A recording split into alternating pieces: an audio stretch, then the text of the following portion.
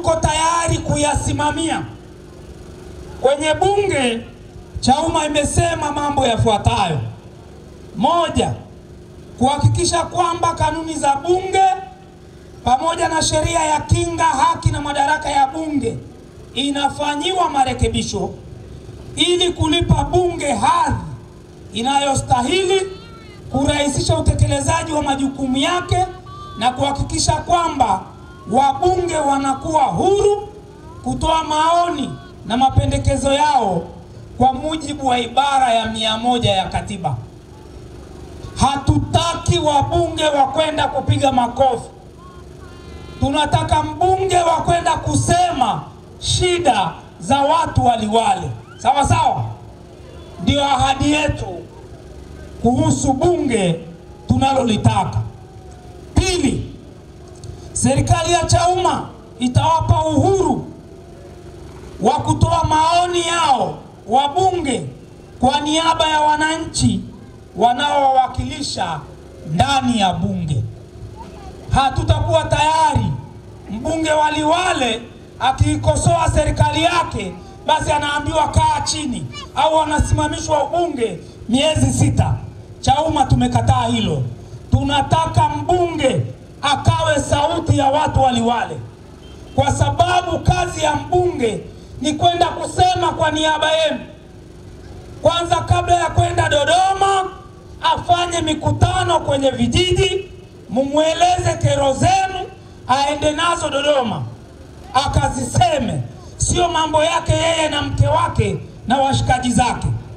Ndio ilani yetu ya Chauma. Eneo la tatu, bunge litakuwa mhimili unaojitegemea wenye kujiendesha bila kuingiliwa na mhimili mwingine, ili liweze kutoa wajibu wake kikamilifu kwa niaba ya wananchi. Tunataka bunge likawe chombo cha wananchi.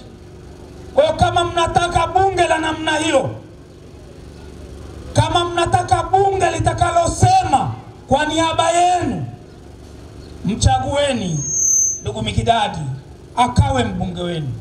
Tumeandika kwenye ilani yetu. CCM hawawezi wakaandika hayo, na wala mbunge wa CCM hadhubutu kuja jukwaani hapa aseme atakwenda kupigania bei ya zao lenu la korosho. Hawezi. Akisema wanaita kamati ya maadili, wanamsimamisha, wanamtishia kuchukua kadi. Chauma tumeandika kwenye ilani mkataba wetu huo. Sasa wanaliwale. Eneo la mwisho kwa leo, nikiwa nimekaa hapo, Mheshimiwa Rais, kuna mtu ameniandikia kinoti, anasema malipo ya wahanga wa tembo hadi leo hawajalipwa. Ni kweli? Wahanga, mazao yenu yalioliwa na tembo hamjalipwa mpaka leo? Kama unataka kulipwa,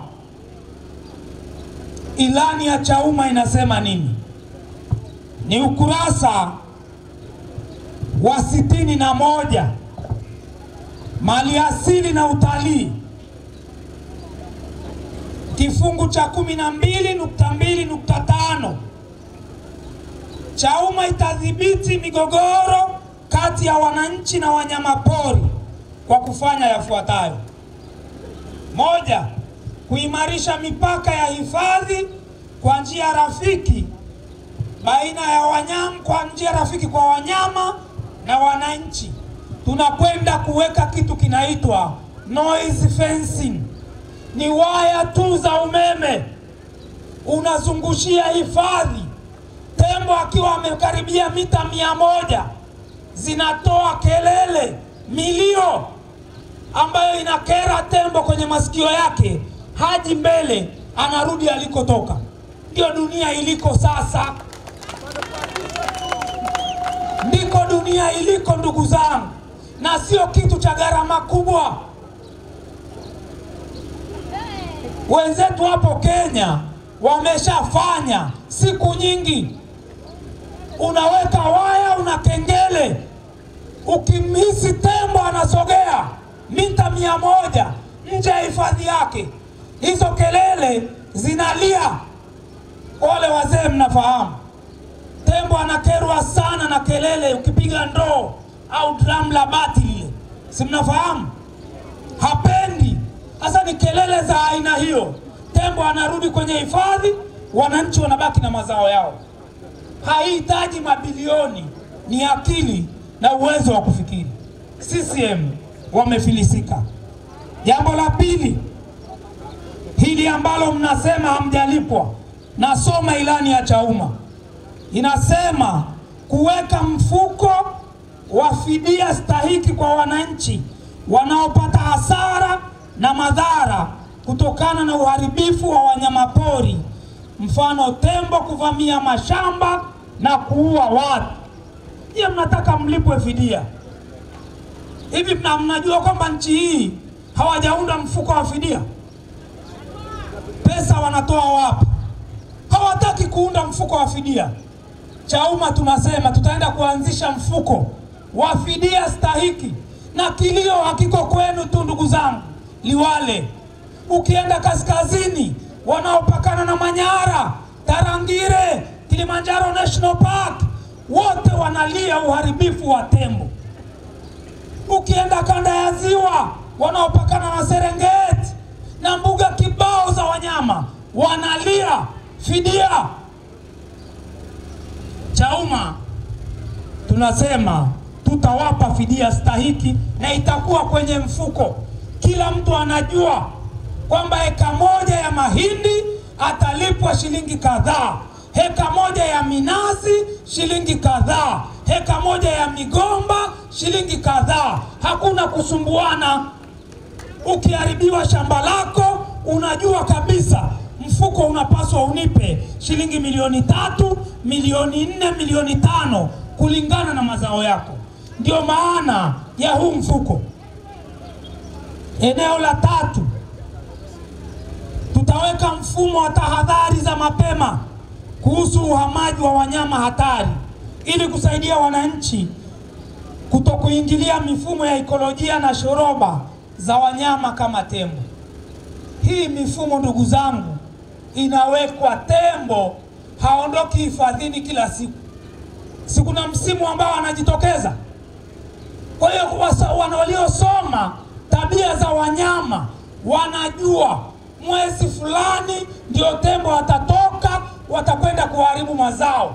Wananchi mnajulishwa, wanajiandaa. Jeshi la wanyamapori linajiandaa, sio linakuwa jeshi la kupiga wananchi wanaenda kuokota kuni kwenye hifadhi. Sio linakuwa jeshi la kuswaga mifugo linapeleka kwenye hifadhi ili wakauze minada. Kazi yao ni kuzuia wanyama wasitoke huko kuja kuwadhuru wananchi. Ndicho Chauma tunataka kufanya. Sawa sawa?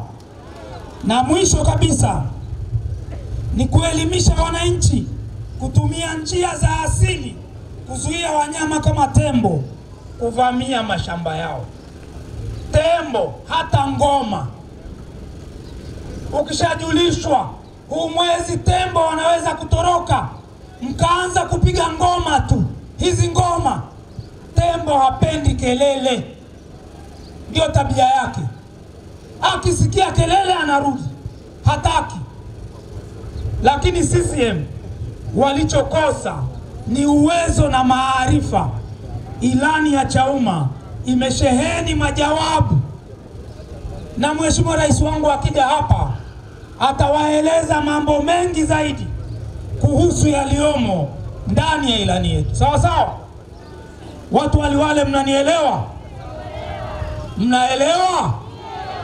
Niwaombe sana, ninyi mlishawahi kukikataa Chama cha Mapinduzi hapa, na niwaambie yule mbunge alikuwa CUF kabla hajatema bungo.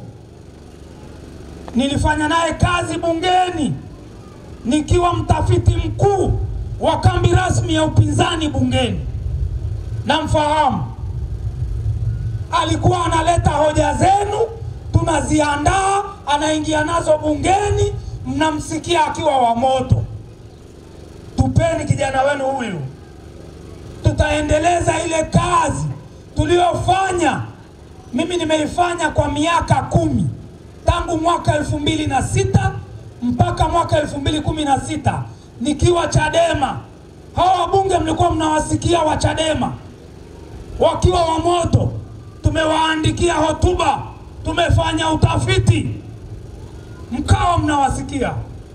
Tuko Chauma leo. Tupeni kijana wenu, mtajisikia raha na heshima kuwakilishwa na Chauma watu waliwale, na waambia.